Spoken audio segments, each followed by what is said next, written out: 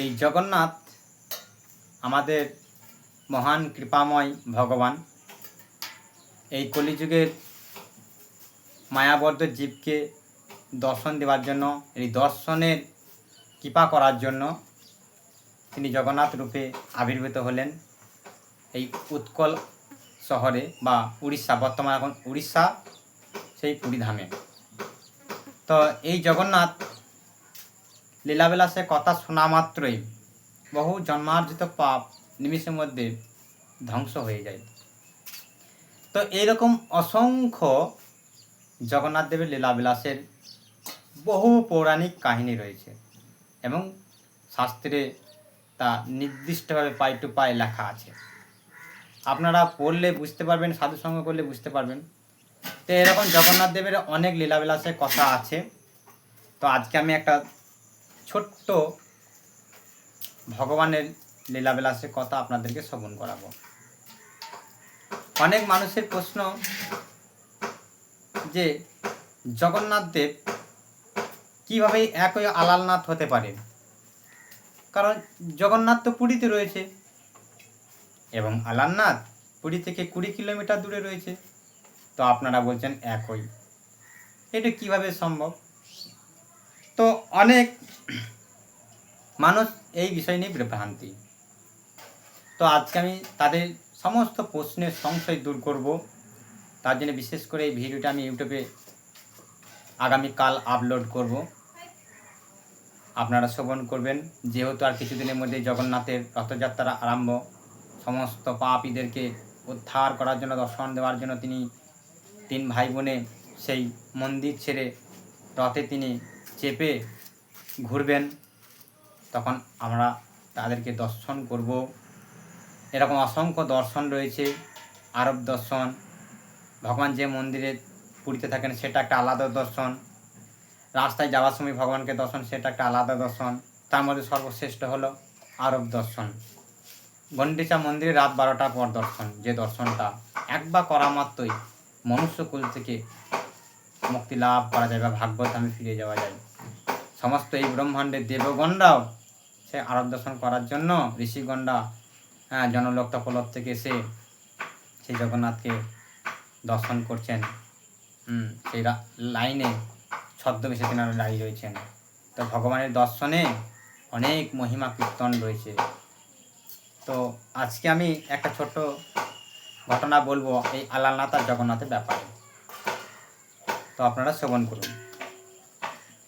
শ্রী জগন্নাথ আর আলালনাথ দুজন আলাদা না, একই। দুটোই স্বয়ং ভগবান শ্রীকৃষ্ণের রূপ। কিন্তু অনেক মানুষ মনে করে কি করে সম্ভব, দুটো মন্দির তো এক জায়গায় নয়, একটা মন্দির 20 কিলোমিটার দূরে আর একটা মন্দির পুরীতে। তো এরকম অনেক প্রশ্ন জাগে। সময়ের কারণে রূপ বদল হয়েছে।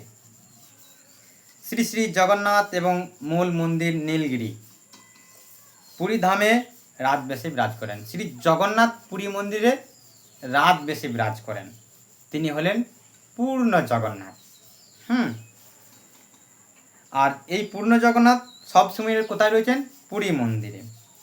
আর ব্রহ্মগিরি মন্দিরে আলালনাথ প্রভুর অনবসন অসুস্থকালীন রূপ। পুরীধাম থেকে ব্রহ্মগিরি হচ্ছেন 20 কিলোমিটার দূর। যখন জগন্নাথ দেবের অসুস্থ হয় তখন তিনি বিশ্রাম নেবার জন্য এবং ভক্তদেরকে দর্শন দেওয়ার জন্য তিনি আলালনাথ রূপে ব্রহ্মগিরিতে যান, ওখানে থাকেন, ওখানে ভক্তদেরকে দর্শন দেন, ওখানে তিনি বিশ্রাম করেন। তো এই সিস্টেম কেন হয়েছে, কী কারণ হয়েছে একটু বলি। রথযাত্রার পর মানে স্নান যাত্রার সময়, তো এই রথযাত্রার পর শ্রী জগন্নাথ, বলদেব, সুভদ্রা জ্বর হয়। মানে স্নান যাত্রা যখন হয় তখন অত্যন্ত ভক্তদের ভালোবাসার চাপে এবং তাপে ওনাদের একটা শরীর খারাপ হয়, জ্বর হয়। তখন সেই তাপ আর জ্বর অত্যন্ত হয়, তাই জগন্নাথ, বলরাম, সুভদ্রা সেই তাপ সহ্য করতে পারে না। তার জন্য না পারার জন্য 15 দিন ওনার মন্দিরটা বন্ধ রাখে, কাউকে দর্শন দেবেন না। আর সেই গ্রামে জগন্নাথ, বলরাম, সুভদ্রা সেই ঘরের মধ্যে থাকে। তো 15 দিনের জন্য বন্ধ থাকে। তা এই 15 দিনে প্রভু ব্রহ্মগিরিতে আলানাথ রূপে বিশ্রাম করেন এবং ওইখানে ভগবানকে ভক্তদেরকে দর্শন দেন। তাই ভক্তরা বলেন মন্দির বন্ধ, কিন্তু কখনো জগন্নাথের দর্শন বন্ধ হয় না। স্কন্দ পুরাণ উড়িয়া শাস্ত্রে আছে, অনবসন আলালনাথের জগন্নাথ স্বয়ং প্রভু, অর্থাৎ অনবসরের সময়ে আলালনাথই স্বয়ং জগন্নাথ বিরাজ করেন। বুঝতে পারলেন? স্বয়ং তিনি বিরাজ করছেন।